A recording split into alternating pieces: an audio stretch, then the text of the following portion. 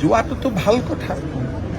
আমাৰতো ক'ব গ'লে আমাৰ গোটেই অসমৰ মিয়া ল'ৰা ছোৱালী বেংগলোৰ কেৰালা চবতো ভৰ্তিয়ে হৈ আছে, গৈয়ে আছে, কামটো কৰিয়ে আছে।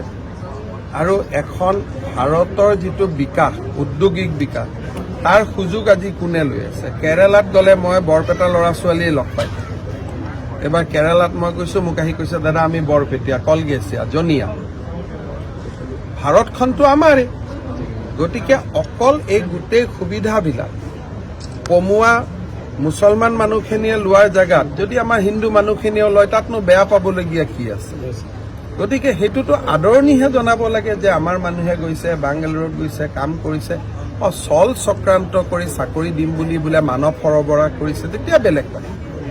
চাকৰি কৰিবৰ কাৰণে যদি কোনোবা ইয়াৰ পৰা মানুহ গৈছে, তাততো এইটো আমি আদৰণিহে জনাব লাগে। ঘৰত ইয়াত যদি ৩,০০০ টকা ইনকাম পোৱা নাই, ২০,০০০ টকা ক'ৰবাত গৈ কাম কৰি আছে, ভাৰতখনতো আমাৰে হয়।